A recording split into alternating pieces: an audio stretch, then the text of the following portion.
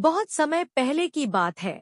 काशी के पास एक छोटे से गांव में एक राजा रहता था जिनका नाम राजा हरिश्चंद्र था। उनके पास एक अदृश्य मुकुट था जिसे पहनने वाला अदृश्य हो जाता था। इस मुकुट के कारण राजा की प्रसिद्धि दूर दूर तक फैली हुई थी। राजा हरिश्चंद्र नेक और उदार प्रजा के प्रति सदैव कृपालु रहते थे, लेकिन उनकी एक इच्छा थी कि उनका यह अद्वितीय मुकुट हमेशा सुरक्षित रहे। इसीलिए उन्होंने एक विशेष पेड़ के नीचे इसे छिपा दिया था और केवल राजा ही जानते थे कि मुकुट कहाँ है। उसी गांव में एक गरीब चरवाहा था जिसका नाम था दीनदयाल। दीनदयाल की इच्छा थी कि काश उसके पास भी पर्याप्त धन दौलत हो तो वह अपने परिवार की बेहतर देखभाल कर सके। एक दिन जंगल में भेड़ों को चराते समय दीनदयाल की नजर उस विशेष पेड़ पर पड़ी और वह थकान मिटाने के लिए वहां आराम करने लगा। न जाने कैसे उसका हाथ पेड़ के एक छेद में चला गया और उसे वहां कुछ महसूस हुआ। उसने जब वह चीज बाहर निकाली तो देखा कि वह एक अति सुंदर मुकुट था।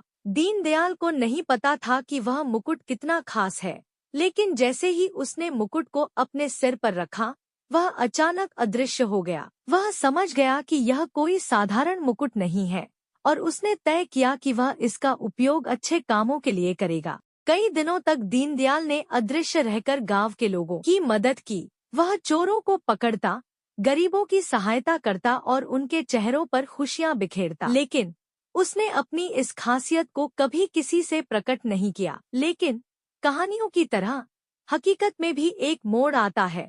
राजा हरिश्चंद्र को जब यह पता चला कि उनका मुकुट गायब है तो उन्होंने पूरे गांव में खबर फैला दी। उन्होंने सजा के रूप में ऐलान कर दिया कि जो कोई भी उनके मुकुट को वापस लाएगा उसे बड़ा इनाम मिलेगा और जो चोर होगा उसे बड़ा दंड। दीनदयाल को समझ में आ गया कि यह मुकुट राजा का है। दीनदयाल ने यह निर्णय लिया कि वह मुकुट वापस कर देगा, क्योंकि वह नैतिकता और सत्य की राह पर चलने वाला था। वह अदृश्य होकर राजा के महल में गया और मुकुट को वापस उसी स्थान पर रख दिया जहां से वह गायब हुआ था। जब राजा को मुकुट वापस मिला तो उन्होंने उस ईमानदार इंसान को इनाम देने का निश्चय किया। उन्होंने गांव में घोषणा की और दीनदयाल राजा के पास गया। दीनदयाल ने सच्चाई बताई। राजा उसकी ईमानदारी और नेकी से बहुत प्रसन्न हुए।